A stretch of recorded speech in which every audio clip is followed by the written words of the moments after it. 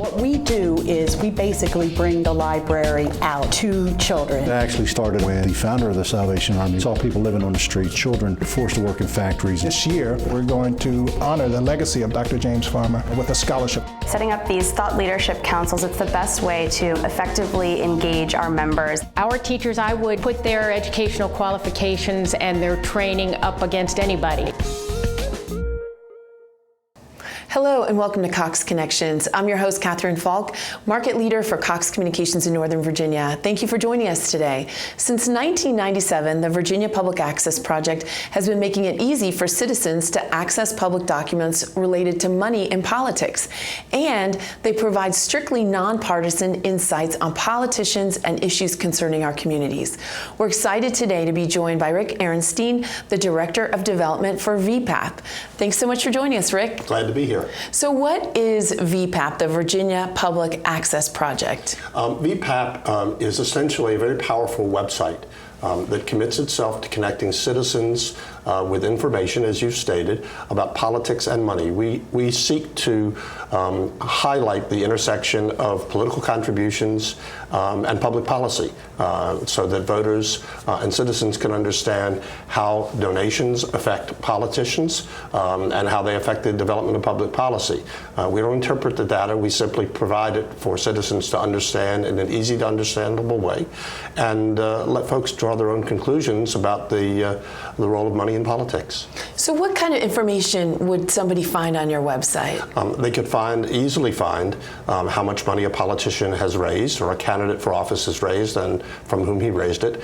They can find out what a particular citizen, individual has given and to whom, or what a corporation has given and to whom. They can also track legislation through the Virginia General Assembly.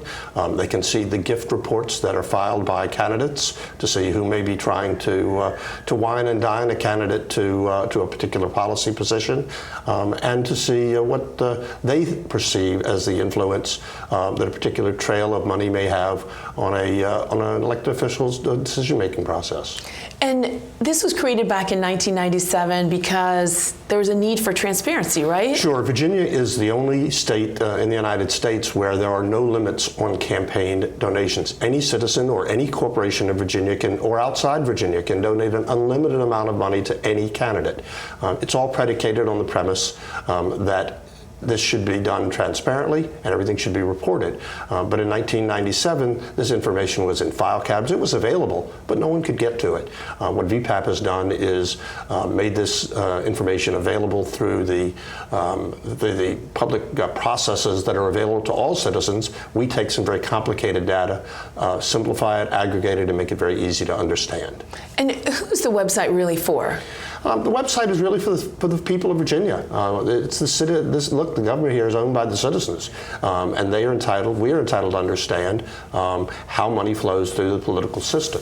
And while our site is a veritable database that can be used by folks who are inside the political system, it's an encyclopedia for folks who are outside the system who simply want to understand more about their legislative system and how it works. Yeah, and I think a great tool for students and kids and anybody interested in politics as well. Absolutely. Now, where do the funds to support VPAP come from? We are a nonpartisan, as you said, nonprofit 501c3. We accept donations from corporations and from individuals throughout Virginia. We are supported in part by some of Virginia's newspapers, and because they use us as a resource as well. Often you'll see in a newspaper article data about a campaign donation or a series of donations, and they'll cite the Virginia Public Access Project. So we're a very valuable tool to a media that has a shrinking base of its own ability to cover state politics.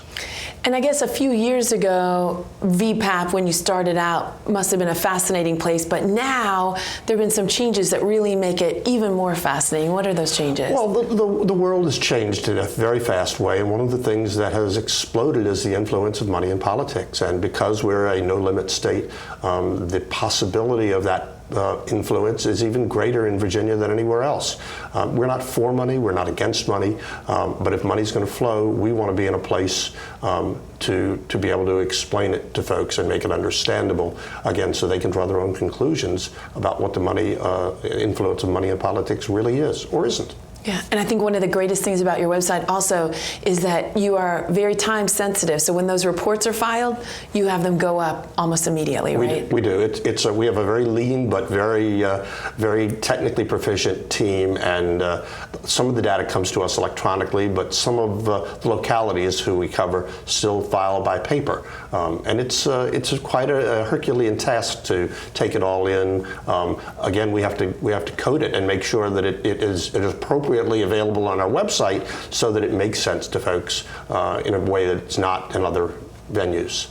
And you have some new products you're debuting? We do. We've earlier this month we came with a new product called All Politics is Local. So any citizen in Virginia now can go to our website, type in their home address, and see who the legislators are, what elections may be coming up, what news from our news service impacts them as voters, where they vote, and they can put in their zip code and find out everyone who donates to politicians in their zip code. So it makes our site even more accessible to more citizens, which is the strategic goal that our board adopted about 1.5 years ago now.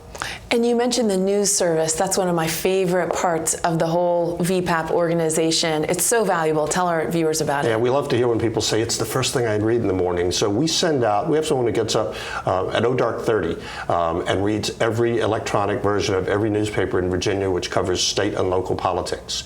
They assemble an email which goes out to almost 7,000 business leaders and community opinion makers that highlights these stories and presents links to them. So you can, if you live in Southwest Virginia, you can see what's going on in Northern Virginia, and if you live here in Northern Virginia, you can turn around and see what's going on in the far southwest of the state, and we provide that as a free subscription service to anyone who visits our website and subscribes to it. That's fabulous. And we've got to wrap up now, but we really need to tell our viewers where they can find the VPAP website and all this fabulous information. Absolutely. We are www.vpap.org, and you can donate on that site. I'd be without doing my job if I didn't say that. You can subscribe to VA News. You really can explore a world of politics that affects you as a citizen, the money that the delegates are receive in donations, the money they spend in the conduct of their business, find out what they're involved in and who's involved with them. That's terrific. Thank you so much for being here to talk about VPAP, a tremendously valuable organization. Thank you. Glad to be here. And stay tuned. We have more Cox Connections after the break.